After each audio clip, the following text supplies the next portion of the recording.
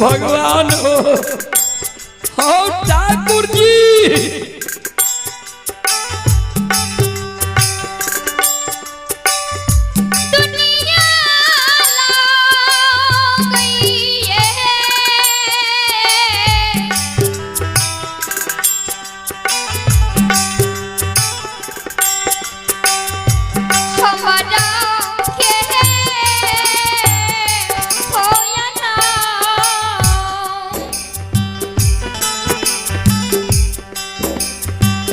गुरुदेव एक बेटा बेटी पुत्र पुत्री संतान के कारण दुनिया हमरा अंधार लग गई है।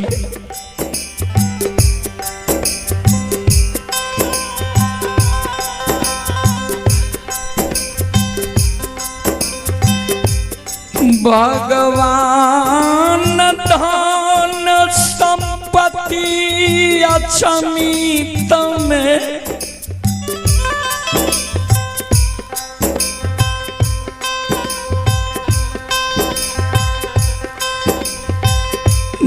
नहीं देती है कोई समाज के लोग।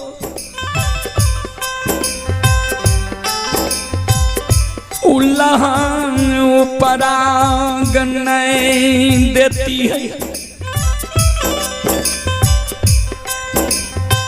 धन संपत्ति भगवान जो हमारा नहीं देती है, महल अटारी नहीं देती है, हाथी घोड़ा गाय भैंस भगवान हमारा नहीं देती है, कोई लोग हमारा कलंक नहीं देती है।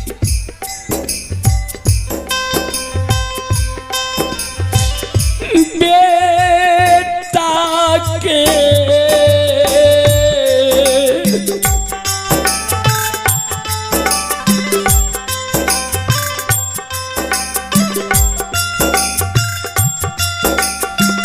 गुरु बाबा बेटा के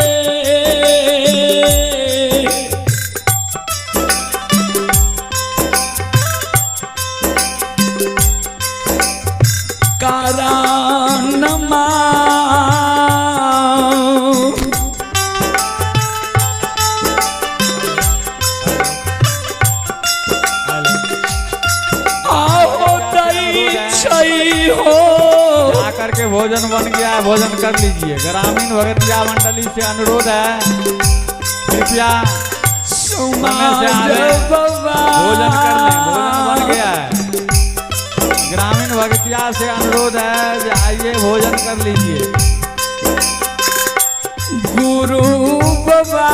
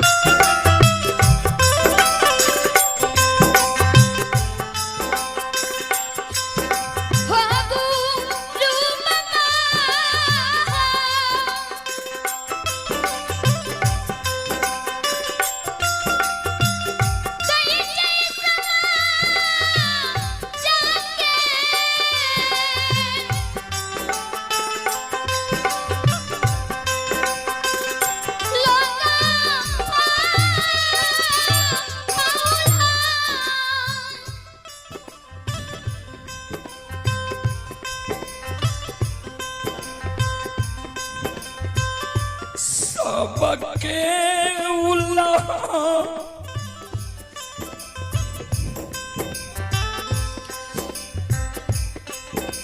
ऊपर आ गया जमीन में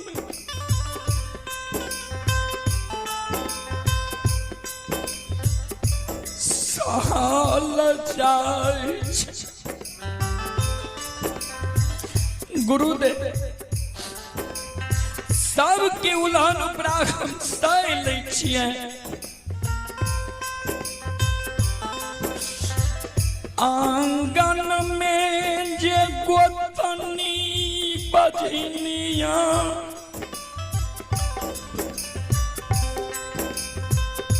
कही के सोर पारई